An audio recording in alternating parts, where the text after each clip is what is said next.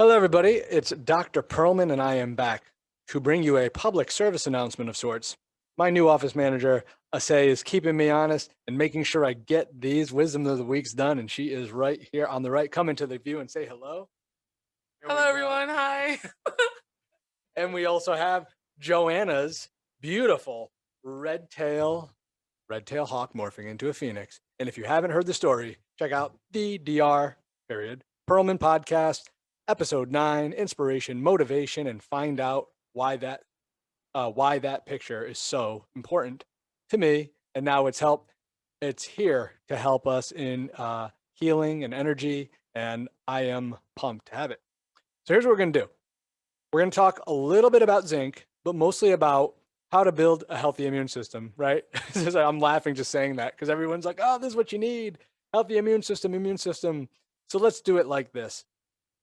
What do we need to be healthy individuals? Well, eating a healthy diet, if you are exercising appropriately, if you are finding your environment is not stressful and dealing with stress appropriately, and getting plenty of sleep, and are genuinely a happy, healthy person, these things will go a long way in your body's ability to adapt to any stressor or any kind of toxic, environment, or even that of a virus or bacterial infection.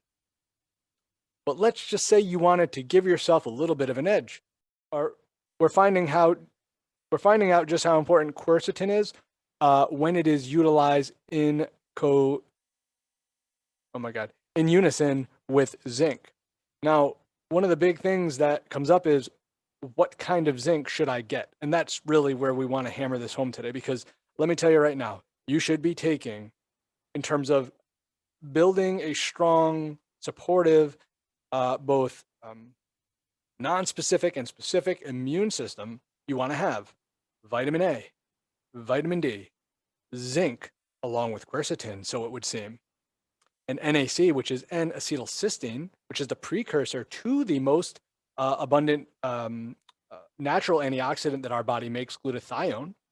So that is the kind of the collaboration of vitamins, minerals, vitamins, like even vitamin D is not even a vitamin really, it's a hormone. And we get it from ultraviolet light, like being outside. We also get it made within our body through the kidneys. And there's all this physiology that goes into it. But here's the thing. The reason it would seem, right, we've heard about people who are overweight or could potentially have a more severe reaction. And there's some evidence to suggest that there are maybe some enzymes that are inhibited in terms of the ability for the body to utilize or even synthesize the vitamin D.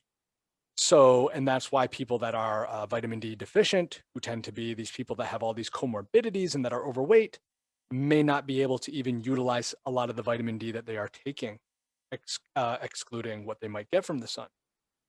So there's a lot more that goes into it than just vitamin D. Vitamin A is involved in the genesis of new lymphocytes, so these supportive white blood cells that are what we rely on to fight infections and fight viruses, bacteria, again, things like we talked about.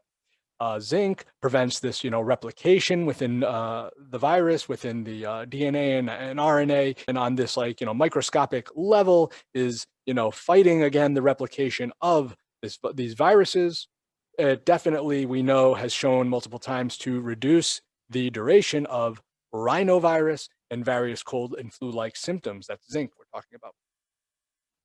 But more importantly than just everything that we just mentioned, vitamin A, vitamin D, zinc, NAC, quercetin, that helps the zinc get from the bloodstream to the cell, it would seem that there's a zinc carnosine. Yes, carnosine, like carny, like carnivore. That comes from fish, sardines, meats, animal-based foods. That seems to play a role in gut permeability and actually preventing things like irritable bowel, preventing things like, aiding in filling the gap junctions that would end up otherwise being known as leaky gut. And that creates so many issues and malabsorption of the food we are trying to eat to maintain a good, healthy balance. So what can we do about this? Because it's a fair public service announcement for me to say, take these vitamins, take these minerals, eat this food. this is my suggestion, everybody. There's there's zinc, gluconate, there's zinc sulfate.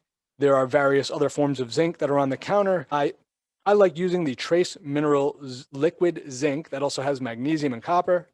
I like to use that in unison with celery juice and berries and various other things like oranges that have natural vitamin C when I am sick, which to help shorten the duration and has worked for me personally, rather than relying on those zinc lozenges or zinc lozengers, however you want to say it, that are zinc gluconate.